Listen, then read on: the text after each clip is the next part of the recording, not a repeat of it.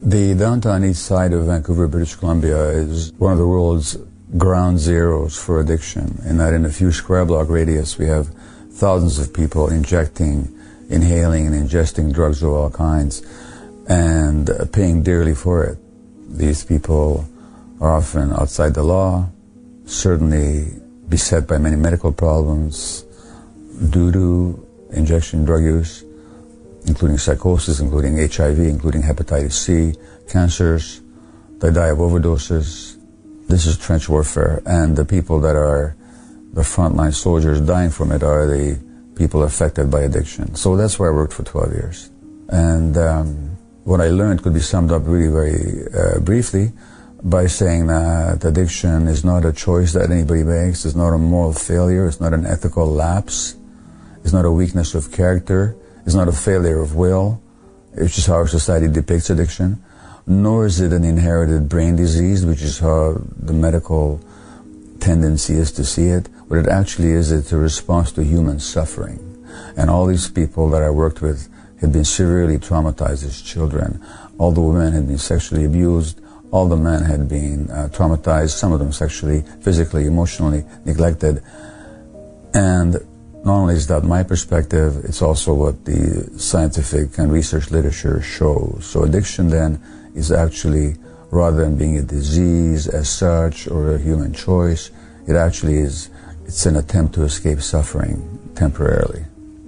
By the time I went to work there, I had already been in family practice for 20 years. I'd seen a lot, and I was quite attuned to the impact of early childhood experiences on adult psychology and adult brain physiology. But I just hadn't seen the depth and the degree until I went to work down there. So really it dramatized and confirmed for me, made it very palpable how addictions are a response to suffering, and that what people need in response to addiction is not judgment and not simply symptom control. They need to be helped to heal from their trauma, because it is all about trauma. The media, the television, cultural depiction of addicts is usually as desperate people, but without showing why they're desperate. So all that shows is the desperation for the drugs. There's no indication of what's driving that desperation. And hence you see them behaving in all kinds of dysfunctional ways, aggressive or manipulative or unpleasant. But again, there's no three-dimensional sense of the reality of these people as to what that's really all about for them. Is it possible to cure people? You're speaking from the Western model, where I am the expert and you're the one with the disease, and I'm going to cure you like you cure a piece of meat. No. The answer to that question, framed that way, is no, it's not possible. If you're asking, is it possible for people to heal from trauma sufficiently that they don't have to keep escaping into addictions to lessen the suffering of their trauma? Yes, that's entirely possible. But the question is, under what conditions is that possible? And under the conditions that obtain in London, UK, or Vancouver, British Columbia, or in New York, or any place, under the conditions that obtain socially, legally, and from the perspective of medical practice, it's hardly a likelihood, because we're approaching it from the wrong direction and with the wrong perspective. If I could constantly demonstrate that with this particular population, I could affect a 5 or 10% success rate of getting people to leave their addictions behind, I'd be considered to be a genius, because our results are so poor. When I say ours, I don't mean ours specifically in Vancouver. I don't mean that. I mean the overall treatment model for addiction is so poor in succeeding with the most affected segments of the population. So, addictions are like everything else on a spectrum. So a lot of people do heal from addictions, but the most inveterate, most entrenched addicts, they have the hardest time. And they're also the ones whom society gives the hardest time, so that it makes it even harder to help them. Never mind they don't get the help they need, they actually get actively punished. And so what you've actually got is traumatized children. When children are traumatized, that affects how they feel about themselves, which is deeply ashamed, because a child always believes that it's about himself. So if I'm being hurt like this, I got to be a terrible person. Or If I was sexually abused, why didn't I fight back? I must be a very weak person. So there's a deep sense of shame. Then there's tremendous emotional pain that accrues from abuse and neglect. Tremendous emotional pain that is hardly possible for people to bear. Now they have to soothe their pain with substances or other compulsive behaviors.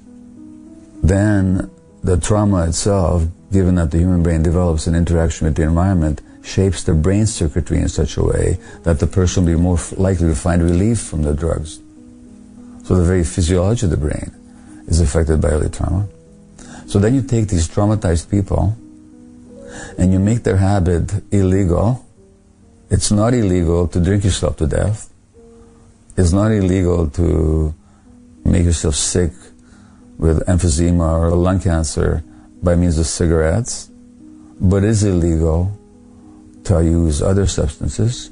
So now you take these abused, traumatized people, you place them outside the law, you put them in jails, and you hound them all their lives, treating them like criminals and bad people and failures and rejects and less than human. And then we wonder how come they don't get better. So it's a self-perpetuating cycle of taking traumatized people and then re-traumatizing them and then hoping at the same time, why don't they listen? Why don't they get better already? Why don't they give it up? Well, they don't give it up because the more hurt they are, the more they need to escape. In other words, the addiction wasn't your problem. Your problem was that you had a lot of emotional pain, you didn't know what to do with. So the addiction was really an attempt to solve a problem. So when you say, why do people use substances or why do they engage in addictions in general, it's because they have a problem they don't know what to do with. And if you really understand their addiction, we have to ask, well, what gave you so much emotional pain? And how come you didn't have the internal resources? This is not a judgment, it's simply an inquiry. How come you lacked at some point the internal resources to deal with that pain in a more creative, forward-looking way that would help you resolve the pain rather than to perpetuate it? So really what it was is that the addiction came along to help you solve a problem you had no other solutions for at the time. And that's the case for all addictions. So why do people use? Why do people engage in addictions? Because they have deep emotional problems they don't have the means to resolve on their own. That's why they use. The average medical student, until very recently, has never even heard the word trauma in their education. It doesn't show up. We don't talk about it. We don't talk about its impact on the brain, on the personality, on the emotional life of people, on its impact on people's physical health. It's not a word that we mention. We're traumaphobic. As a fellow doctor said to me, the medical profession is traumaphobic. Psychiatrists these days are trained mostly in this biological model of psychiatry where everything comes down to a biological brain disease. Here, let's give you a pill. The last thing most psychiatrists know how to talk about is actually emotional pain or its origins in human experience. You'd think they know how to do that, but they don't. They're not trained in it. It's not part of the predominant medical ideology. And, you know, as a physician, I can tell you, we like to think of medicals as a science, and it has certainly great scientific achievements to its credit and great scientific insights to buttress its successes. But it's as much as ideology as science. And ideology has certain hidden assumptions that are hidden from the people that believe in ideology. And so that if something is excluded by your ideology, you just won't see it. And so that you can be talking to somebody about your addiction, and the simple question, what did they do for you? And how come you're in so much emotional pain? Doesn't occur to anybody, you know, trained in the classical manner. Now, this is true not just for physicians, it's true for a lot of psychologists as well, who are more interested in solving your problems and getting you to overcome the behavior than in asking, well, okay, where does the behavior come from? And what are you still carrying inside that's making you behave that way? And how can we help you resolve what's inside you? Not just how do we help you change your behavior, but how do we help you change? Now that's what healing is. And that happens inside a person. So it's never a question of anybody curing anybody else, but we can guide people to healing if we ask the right questions.